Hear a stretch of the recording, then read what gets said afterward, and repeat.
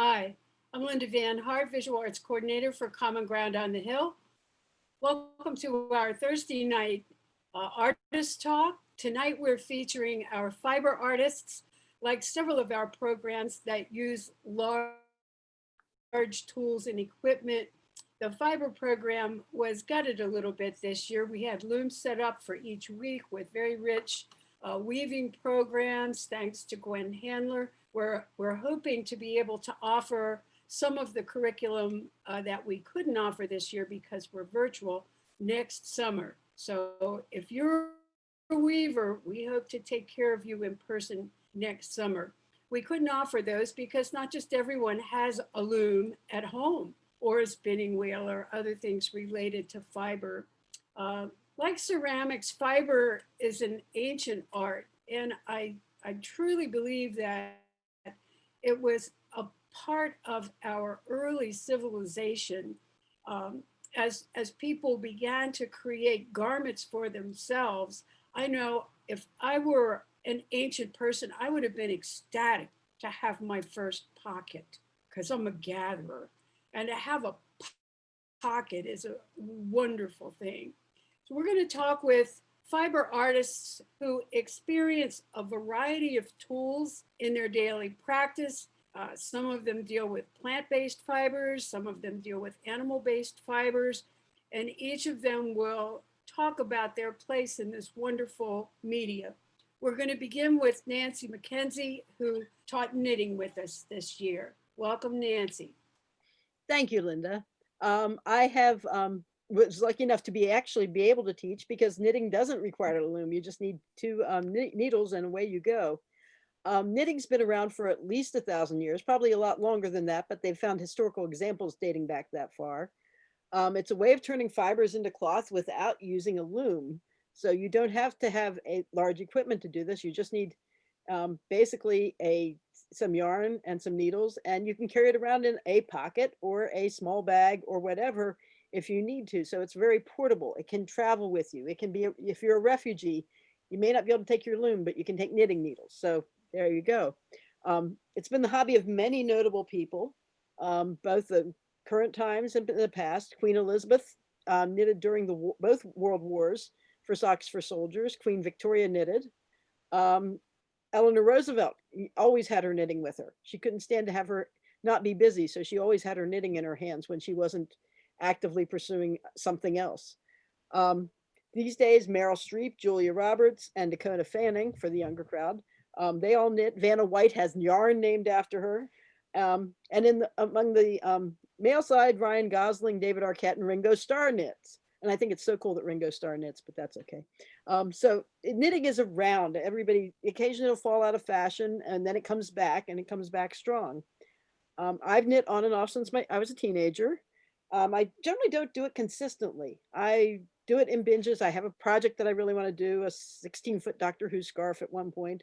Or if I have to sit and stay in one place, if I've been told by a doctor that I can't move for a while, then the knitting comes out. But back before cell phones, knitting was what people carried instead of Candy Crush. And if you'd be in a doctor's office or something, some person would be sitting there knitting, and it kept your hands and minds busy instead of the phone. This year's Common Ground, I got to teach this, which is a very tactile art, and I got to teach it on Zoom, which made it very interesting. My students were very patient, adaptable, and they really wanted to learn. And sometimes I was literally laying back on my back with my hands in the air toward the computer, knitting so they could see what I see, but we made it through, and they did. They brought their sense of humor to the class, and they all had a variety of different yarns and needles. So it was very exciting. We had many projects. We didn't just have one. I'm not a fine artist. Many of the people you see are fine artists, and many of the teachers at Common Ground are. Knitting is more about the process than the project for me. I would try any technique, and I'm a certified judge for knitting and needlework with the Maryland Association of Agricultural Fairs and Shows. But I know what the really nice stuff is. I've judged the really nice stuff. It's amazing. It's jaw dropping, but it's not what I do personally. My style of knitting is based on finding discarded, used, and unusual materials usually. I turn them into something useful. I knit to challenge my imagination sometimes. I don't usually follow patterns, or I'll use something as a starting point, and then it just seems to grow by itself. And I did learn a dishcloth pattern that I tend to echo in everything. Sometimes the idea comes first, and other times the materials come along and I just use them. And uh, the stuff comes from rummage sales. I find stashes of retired knitting needles, and they add to the collection, which is in a very large bin right now. I use color bands from Oral-B, electric toothbrushes for my knitting markers. So I just recycle things. Things come back and are reused again in most of my work. And then I just start knitting and let the yarn tell me what it wants to be. Sometimes it's a scarf, sometimes it's a cowl, some fairly standard knitting projects. And other times there was one time I made a sea slug, because that's just what the bright orange, fluorescent orange looked like. So let's cut to the slideshow and you can see kind of what I'm talking about.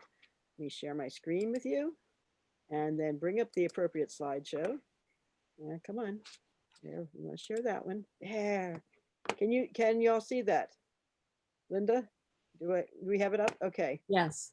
All right. Yes. We have the that's basically a view of my stash. As you can see, all different things. Not the best order of things, but organization isn't really necessary all the time. Knitting all kinds of needles, straight needles, double pointed needles, circular needles, all kinds of yarn. I tend to pull cotton for my own use, so anything's there. I talked about learning a dishcloth pattern. This is my first dishcloth. I still have it. Most of the things I have, I give away. This is one of the few things I do have. And this pattern, which is a very simple, very basic counted pattern, only worked in knit stitch, no extra stitches except for a yarn over, is my favorite pattern. I can knit this pretty much in my sleep. And that's really what keeps me knitting these days. Sometimes I use things I find. This is a collection of scarves that I donated to Shepherd staff 8 or 9 years ago, I would guess. And I just like, well, I have this yarn. What can I make with it? And so it's different pieces. This was bits and bobs of 2 different batches. And so this part is one batch of yarn, and this was crocheted onto the end. So it is a multiple skill. This was crochet and this is knitting here. And then the sea slug looked like this. I didn't get a picture because they finished it as a Civil War reenactment, and I just didn't get a picture of it, but it was basically looked a lot like that guy. Dishcloths can be worked in many patterns and styles. You know, I work with the cotton, which is a natural fiber. I tend to be sensitive to fibers, so cotton is my favorite. Silk is also good, but expensive. Rayon is fine. Wool's okay, but then I can't really use it. More dishcloths, sometimes they have babies and you have little coasters that go with your dishcloth. This is a Swiffer cover that I've been working on. It's a work in progress right now, because I've now gotten to the point where I have to change what I'm doing and add the straps, and it's like, I'll tackle that later. So it's in the later pile. And this is a baby blanket that's in progress. And as I taught my students, it needs some tinking, which is knitting backwards, which is called taking out the stitches and fixing them, fix what you messed up, which the kid's now 8 years old and will probably have to wait for another baby. So there we go. But that's kind of a look at what I do. I'm going to stop sharing at this moment and come back to you all. But alt knitting, as you saw the dishcloth patterns, I use those as a way to center myself and find, you know, a calm within the world. I get my cotton yarn and get my pattern and just I know how to do this one. I know the counts. I know my fingers know what they're doing. It's automatic for me, and it becomes a meditation for myself, and it heals me to do this. It pulls me out of the world and back to myself. So that's very important. So I knit things. I make them up. I sometimes do dishcloths, sometimes do other things. I give them away almost all the time. I very seldom keep my own things. So it goes to charity or friends or family. I do use knitting, though, as a way to center myself, and it's a path of self-care. And it's something that I tried to help my students realize. And rather than make it a you will learn knitting or die by the end of class. It was like, this is knitting, this is a skill, you will learn how to do this, you will learn how to undo this, you will learn to how to start it over. And, this is for your enjoyment, not for, your own personal stress. So I think it worked.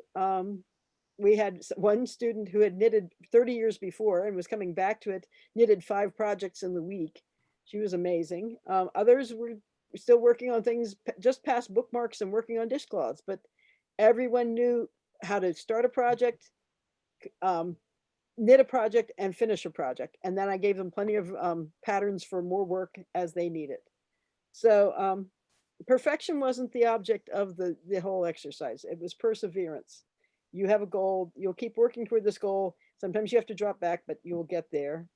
And they can move from the distance learning to migrate within themselves and bring this back to themselves. So that's pretty much what knitting was about this year, at least the beginning knitting class. So thank you, Linda. Thank you, Nancy. That was wonderful. Appreciate a little bit of the history of knitting, those famous people who knit. Our next speaker is Melissa Weaver Dunning, and we retrieved Melissa. We thought we were going to have to lose her because her original proposal wasn't able to be taught online, but she came back in a flash with another class, and we had a hand stitching class that went quite well. Melissa. Hi.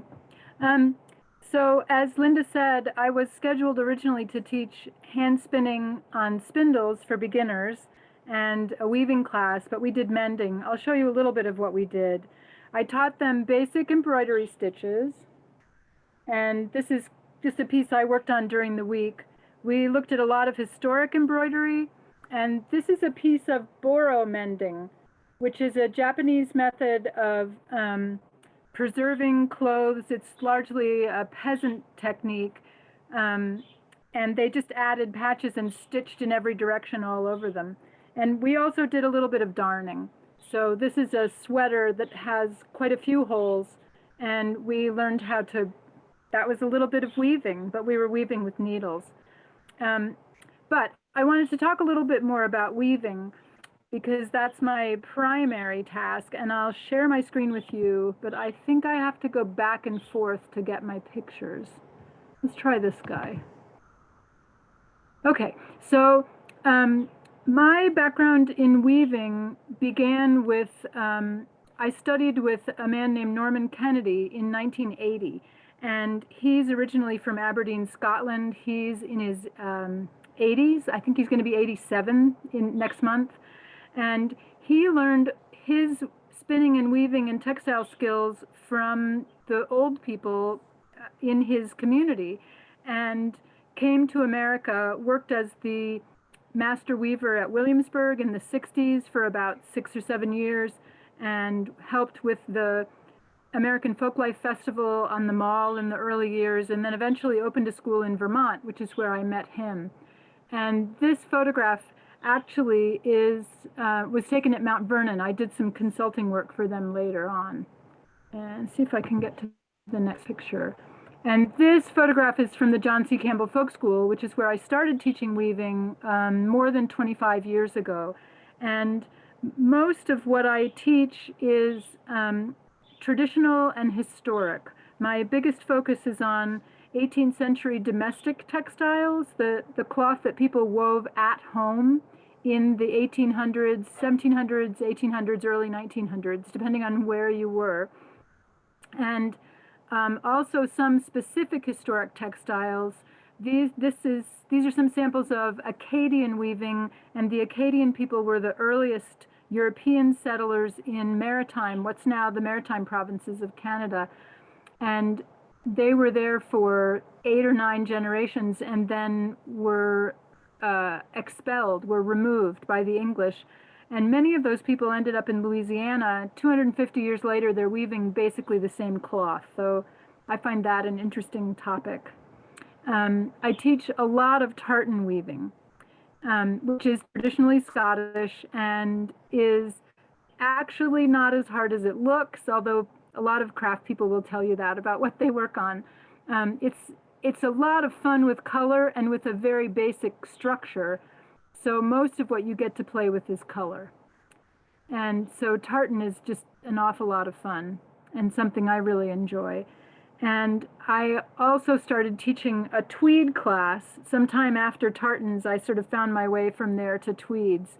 And it's a subject that's there's not really very much written about it, and it's been a very interesting thing to explore, primarily by looking at a lot of cloth and doing as much reading as I could find, whatever resources were available. So tweeds is a whole nother area that I find interesting. And there should be a few more pictures, but maybe that's all. So let me drop out of the screen sharing. I can do this. I did it last week. Got it. Okay. Now let me drop back and make sure I don't have, well, no, I think that's all. So we'll just be done with that. So at the Marshfield School of Weaving, when I was there in the 80s, that school is still in existence, and I teach there now. We worked primarily on antique looms, like you saw in the first picture, and Norman refers to himself as a tradition bearer, and basically I feel like that's part of my role in this world too, is to bring these old skills and teach as many people as I can.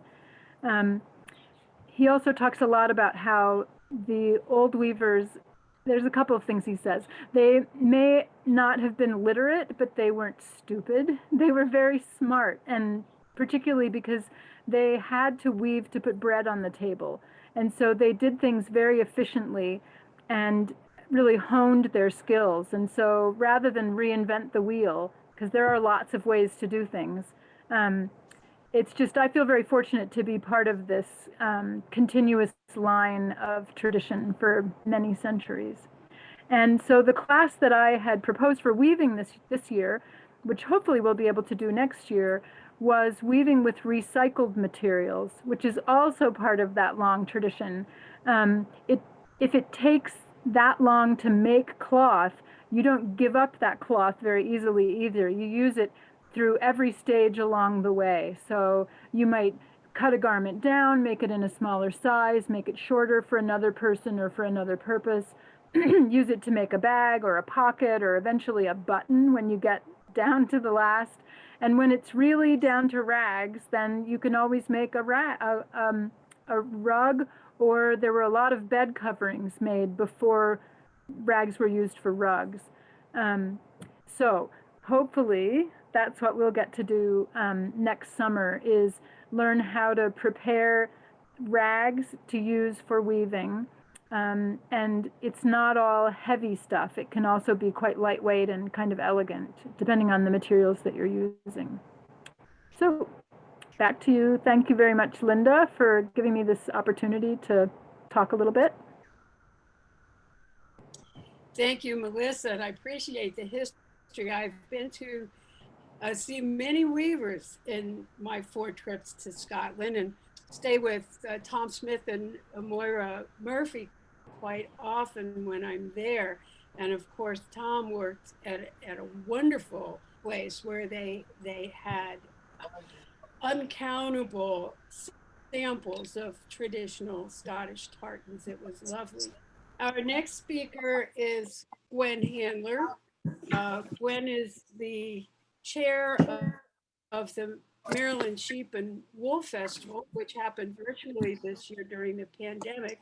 I've known Gwen for decades and hardly ever see her without knitting needles and something happening in her hands. Her studio is absolutely amazing, where she has the loom set up and all kinds of historic paraphernalia from her collection of years and years of fiber-related tools and treasures. Gwen Handler. Thank you. That was pretty sweet. I can't top that introduction. So I have a picture show that either Rex or Carol is going to set for me. And mostly what I decided, I wanted to talk about was my path, which I'm not a history person. I'm a weaver or a crafts. I'm a craftsman. Let's put it that way. Okay, is that working okay? So anyway, I've been knitting since I was a child. My mother said, it's your turn now. So I took it over. So I ended up on a farm in Westminster. It's a little more than 10 acres. And I learned to spin from a woman who was curator of textiles at the Smithsonian named Lois Vann. And I learned to do that. And it's just been a long ride ever since. And so I decided with a friend of mine that we would buy sheep. And so that's one of my lambs from this year. I have a flock of Leicester Longwolves that came from Tasmania. They were imported by Colonial Williamsburg. And then I've been dabbling in crossing them with other breeds that offer me, you know, more kinds of luster, more kinds of fineness, but that's all in the spinning project. So this is a sweet little ewe lamb from this year that might get kept. And this is the pack standing in the feed and standing in the hay. They're about ready to be tossed out because they're getting too big to stand in stuff. So and this is a set of twins sitting in there in the lambing pen. They were just born. It was March and it's a little chilly, so I put blankets around them if they need such thing. Now they're about 100 pounds now, maybe 150, and some will become meat. So this is scruffy little character is just born just right then, and that's what they look out at like if they're born out in the paddock in the mud on a nice day. And you can see that's a set of twins. I didn't have very many twins this year, lots of beautiful singles, but a single's okay if the mother's young and she does a good job. That's all I can ask for her. Oh, so then, you know, in February, March, you're doing that. And then along comes my friend from New Hampshire named, or actually Massachusetts, and his name is Kevin Ford. He's in his 70s and he's a blade shearer and he's an itinerant and he travels up and down the East Coast pretty much. And he comes and shears my sheep. So, and you'll notice if you look at his feet, he wears felted wool slippers because he doesn't want to track his boots in the wool. And he also wears a very tattered woolen clothes, but he goes to the international competition every time it's held. And, you know, he's one of the top in the world, even though he's getting old and slow, he's still, you know, has a lot to offer. And he always brings me tales from other farms. And that's a picture of his hands and the blades are so sharp, you can't believe it, but it's all done by hand. And I like that he does this method. It's very quiet, very calming to the sheep. And also it leaves a little bit of a sweater on them more than they would have if they were machine sheared. But I also have a machine shearer. Lots of people come and I learn a lot about what's going on in everybody else's flock. And this is when in the year you get your report card. What does that fleece look like? How good is it? Does it have a damage break in it for where their nutrition might have been off or they might have been sick? So it's really a pretty special day. And usually people come and watch and help and you have a big meal afterwards. Next, and that's a picture of it. He sharpens that set of blades about every couple of sheep. He's very serious. He doesn't talk when he's shearing. He's all business. And this is one of my friends who comes and helps me. We lay out the fleeces after they're sheared. We lay them out. This is outside up. This is the outer layer of the fleece. And we're just picking any hay or any little knots or manure tags or anything out of it. It's called skirting the fleece. And then we'll roll it up. And this year they all went to sale online. Last year, the festival, we sell, 10,000 fleeces will come in and they'll sell most of them. I mean, no, I lied. I can't even tell you how many, but it's a lot of fleeces, awful lot of fleeces. And they go to homes all over the country and they sell for a lot of money.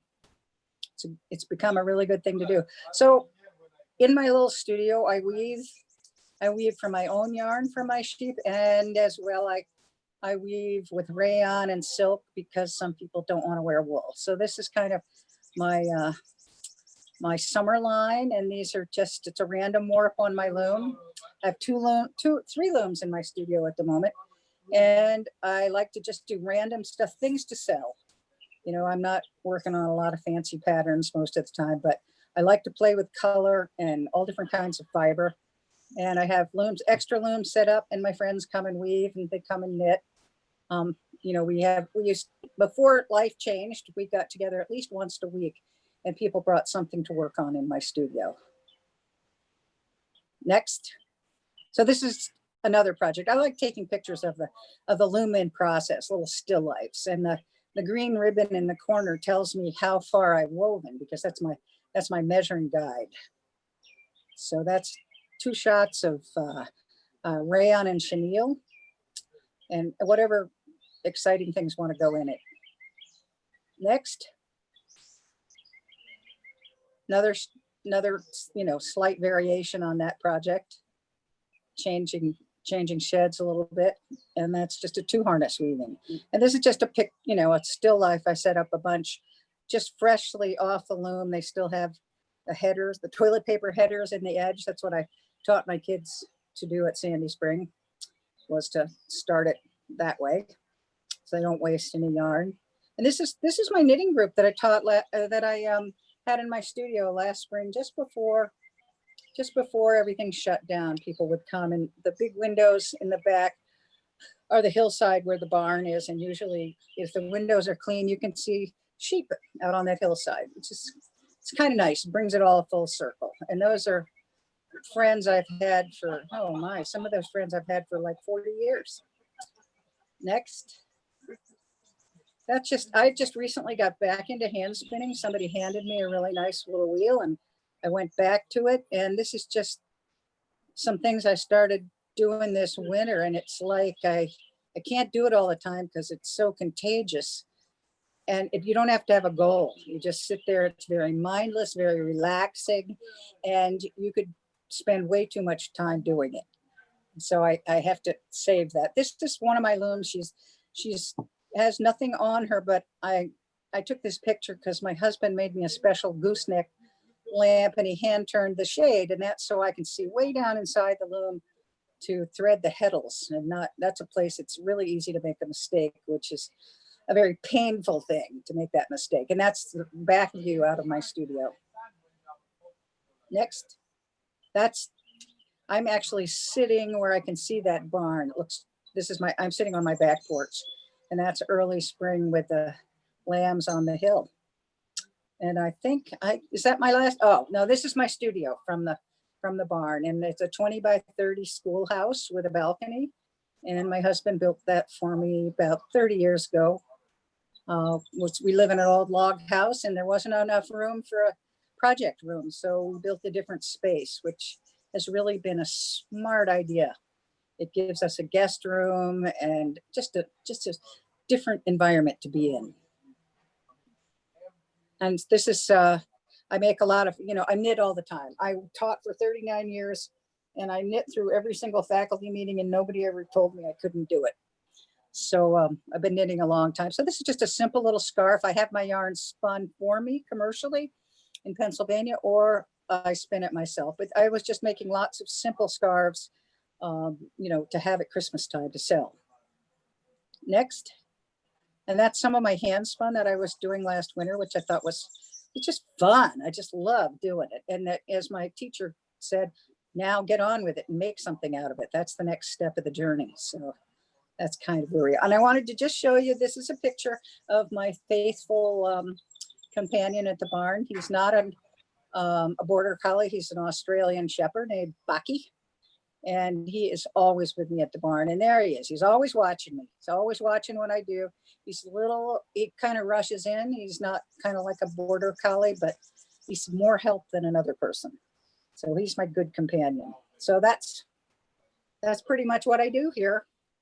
So it's been a good run. I'm still doing it. I have about 15 lambs and a dozen ewes. And anybody's interested in any lambs, I always have some nice little ewe lambs available for sale. I have Leicester Longwools, Teeswaters, Wensleydales, Gotland Swedish sheep that gives me beautiful black and gray fleeces. So that's kind of what goes on here.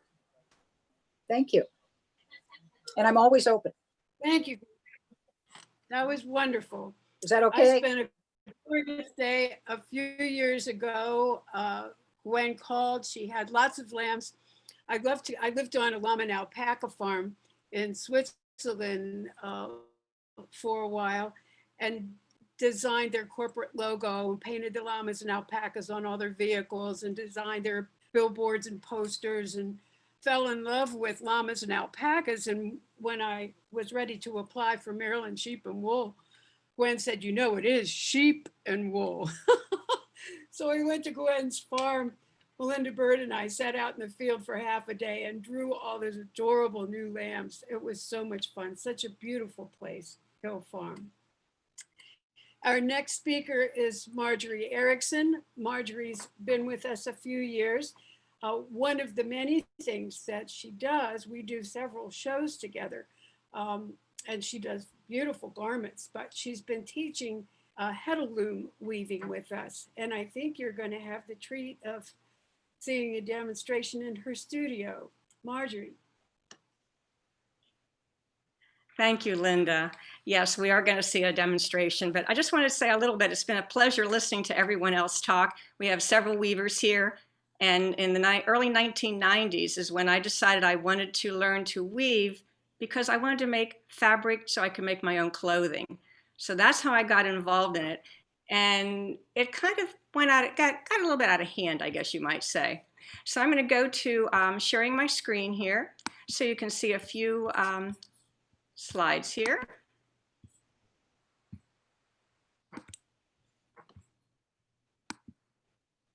Oh, actually, I want to go back one there. All right, so I'm going to focus at the end on rigid heddle weaving, warp-faced woven bands. And warp-faced means you get to see the yarn that's in the loom, not what you're weaving. So that's what I'm going to end with the demonstration. But before we go there, like many of you, I had to spend a lot of time at home. And this is my home and my weaving studio, and it's a modern log home. Like Gwen said, her husband built her studio. My husband built the house, and then to the right, he added the studio on. I'm going to share a few samples of the clothing that Linda mentioned. Most of the items that I do now are made out of tencel or bamboo. I do some wool also, but like someone else said, not everyone can wear wool. So these are all hand-dyed, very finely woven pieces. Here's a sample of some of the bamboo, do some scarves, some circular scarves as well. And then what's been kind of fun to do, of course, this summer with all the vegetables that people are sharing, I decided to weave some carrots, some onions, all kinds of vegetables. I also do for the Maryland Sheep and Wool Festival, I do sheep and alpaca, little dogs and cats and things like that also. So they have little borders at both ends. You can either use them as a table mat or you could use it as a towel. But what I'm going to do next is, okay, here we are with the with some more of the bands, a close-up of the bands. They're all 100% cotton. The ones on the left are what you call a tabby weave, just two basic harnesses up and down, and the ones on the right are more of a pickup. For the class that I taught the last 2 years, we did more of the plain weaving. Okay, that's part of my studio, but I'm going to switch over to the other camera now.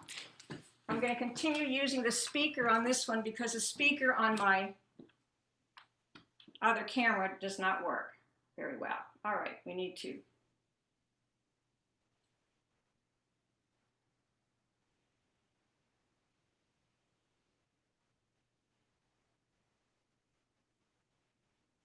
Hang on here, we got to turn the camera around here. There we go. I don't think you're getting to see the camera right now. Can you hear me? Yes. Yes. Okay, good. There we go. All right, so this is the inside of the studio. I'm just going to do a very brief pan of the studio. Some of the clothing is hanging in the background that I make. And as Gwen said, she has, I think, 3 looms, and I think I have 4 looms that are threaded at the moment with all different projects on them. Okay, now I'm going to go on back. I'm going to focus on a small table.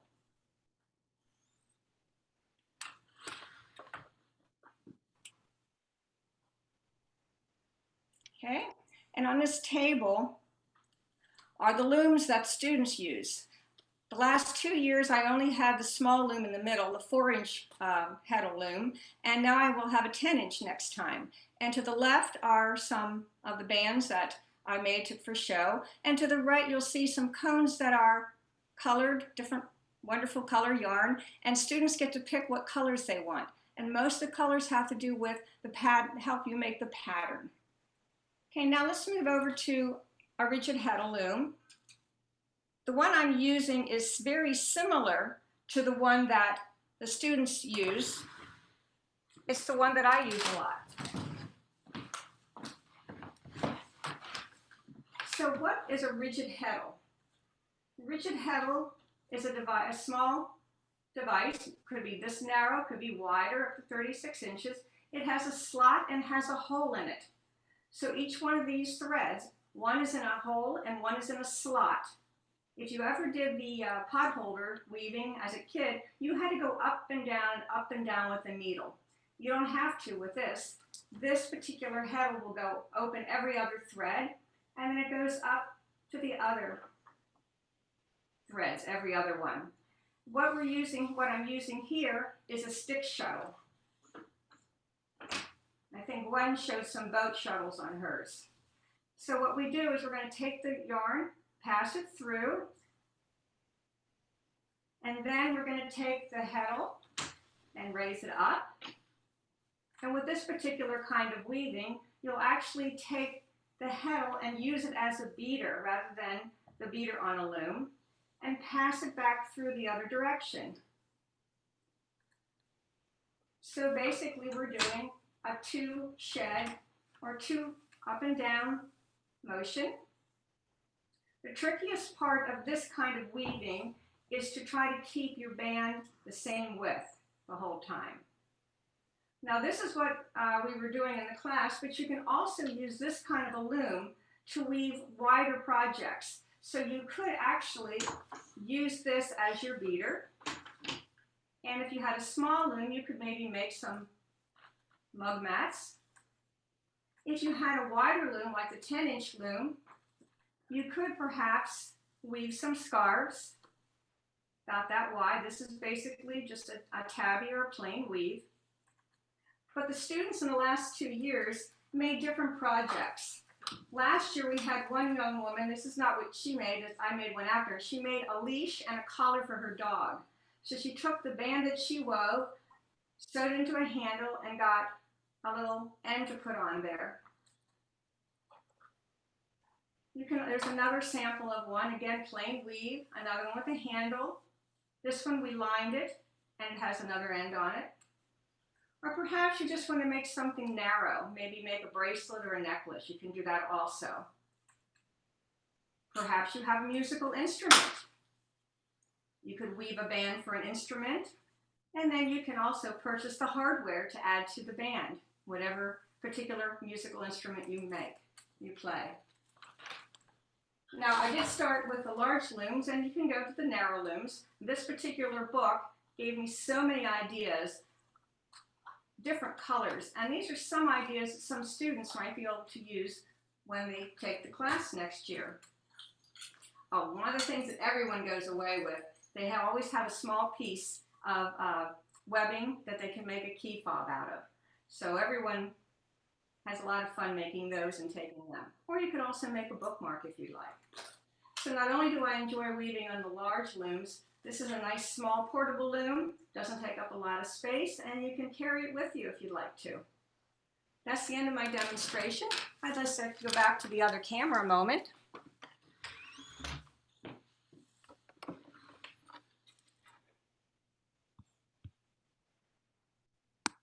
And I had one last, oh, maybe not. I just had one last slide, if I can share that with you.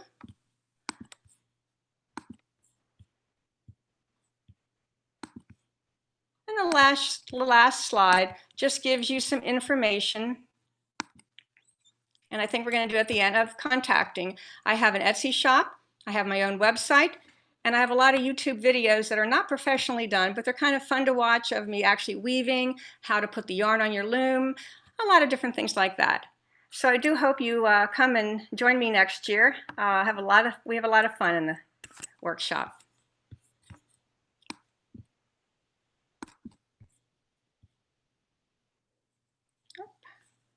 Okay, thank you, Linda.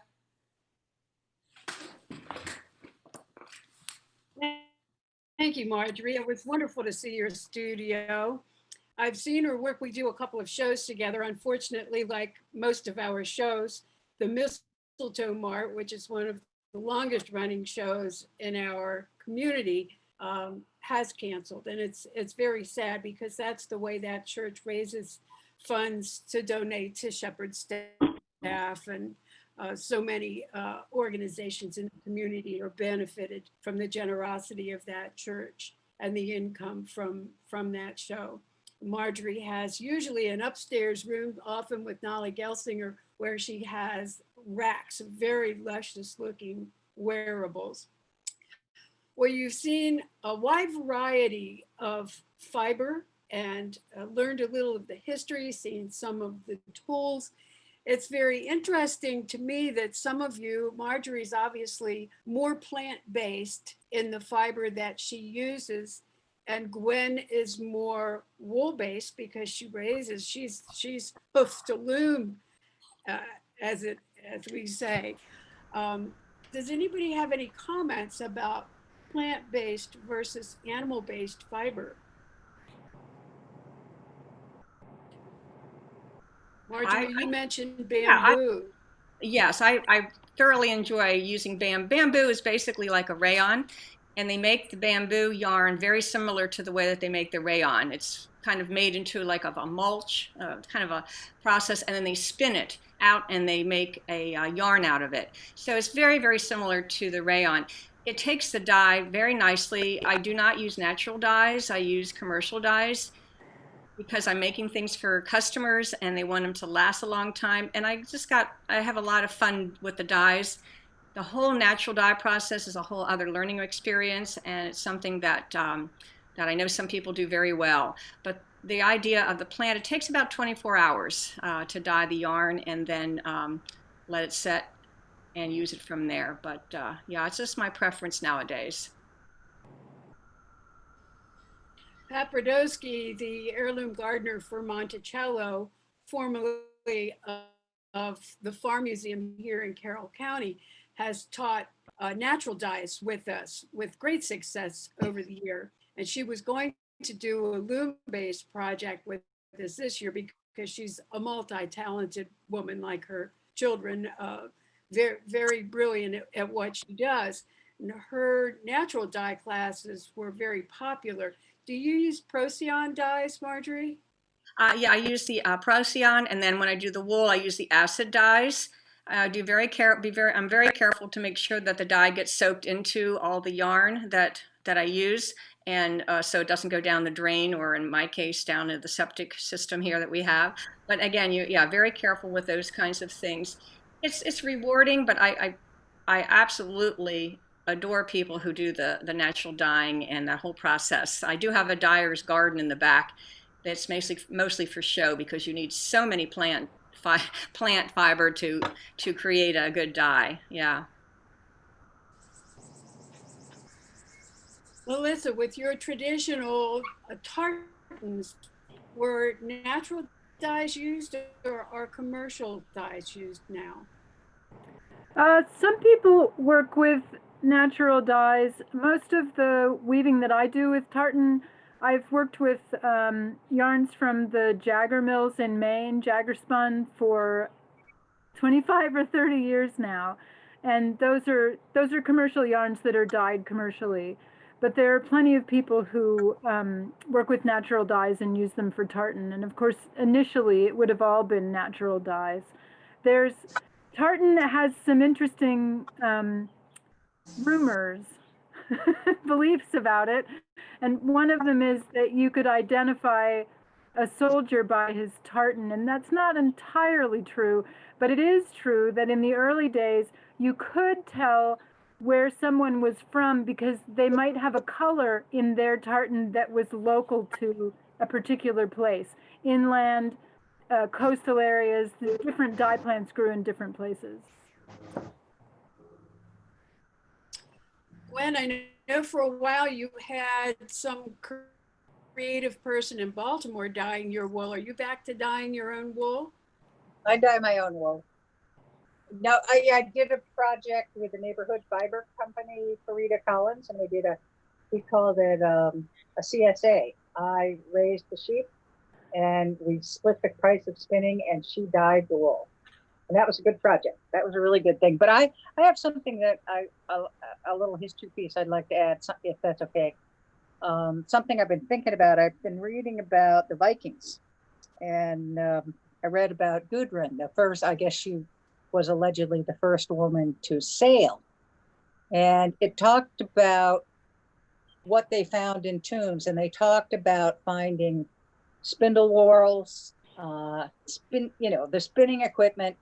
And they realized, I mean, it took me a while to figure this out and wrap my head around it, that the sails for the Viking ships were made of wool, that they had flocks of sheep, primarily wethers, castrated males, and they spun that wool on drop spindles and they wove on vertical looms and they made the sails for the ships. And that just blew me away. I never had thought about sheep being part of their world. So I think I like having that thought in my head, that it went back that far. I do too. Thanks for sharing that. Nancy, do you dye your own wool? I know you upcycle a lot of your materials. I do no dyeing at this time, at least not on purpose. Occasionally there strange things happen in the kitchen with some red cabbage or something, but normally, no, I don't dye my own. Although I love the tartans because I am a Mackenzie and it's our thing. So I love the tartan work.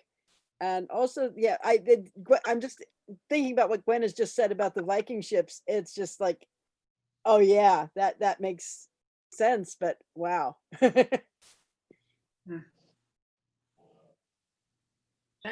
I love it that she said it blew her away because we're talking about a sail here. No pun intended, Gwen. What? That's good. Yeah. No pun intended. Well, I think the history of fiber has been greatly influenced by the oil industry because so many of the new fibers that are being used are a result of the oil industry. What do you think about non-plant or animal-based fibers, invented fibers? Do you use any in your work?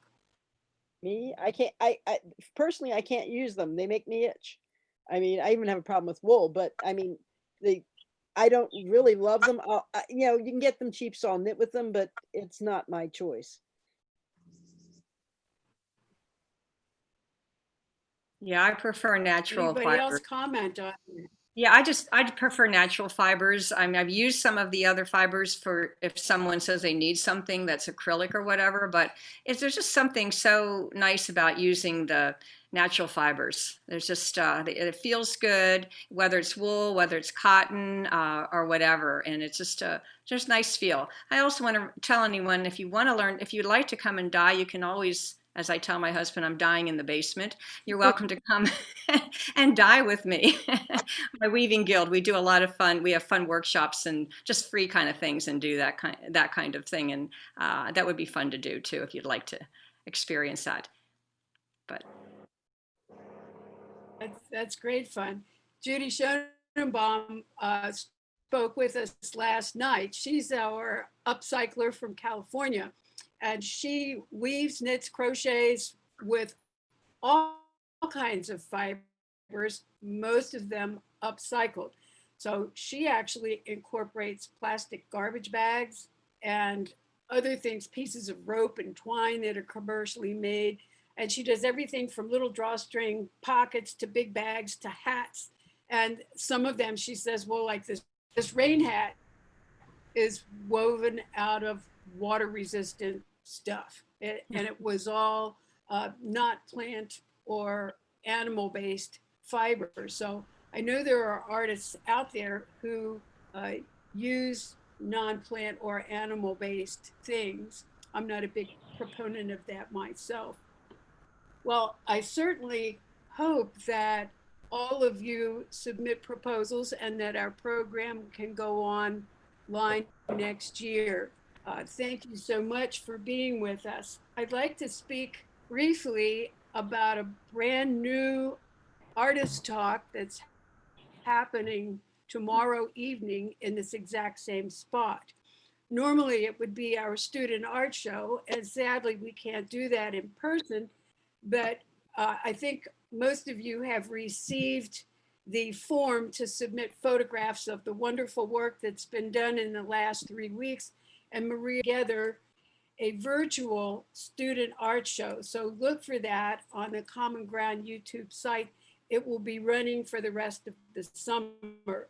In lieu of our Friday Artist Talk, I have invited our Scott Scholar, Felicia Gee, a rising Baltimore artist, was gifted with the Scott Scholarship by Joyce Scott. Joyce will be with us to introduce Felicia. The Scott Scholarship was named for Joyce's mother. Mama Scott was an artist, and her daughter, of course, is one of our most famous. Joyce recently got a MacArthur Scholarship, and she just got the American Crafts Council Award for Craft. Go Joyce. So she will be introducing Felicia Gee. Felicia will talk briefly about her generational art coming to her. It's genetic in the Gee household. And she will show a video short. She is a finalist for the Artscape Scholarship, and they have created a virtual gallery. So you will get a sneak preview into that wonderful virtual gallery tomorrow night during our gallery talk. So sign in as you usually do to watch Joyce Scott introduce Felicia Gee and to see a young artist who's making a real difference in Baltimore. She is definitely a social activist. Her work is stunning. It really is. So join us for that, and don't miss the broadcast tonight. It is a rebroadcast. If you've seen it before on Thursday night, it hasn't been put on our YouTube channel yet because we're making it a special feature each Thursday. Roxana Harlow is reading an original poem. Sheila Arnold tells an incredible story. Guy Davis is performing. It's a wonderful show, so don't miss that broadcast later this evening. Thank you for joining us for our Thursday night gallery talk on fiber with our wonderful fiber artists. I'm Linda Van Hart, Visual Arts Coordinator for Common Ground on the Hill. Please join us tomorrow night for our last gallery talk for our 2020 Vision season. Thank you very much.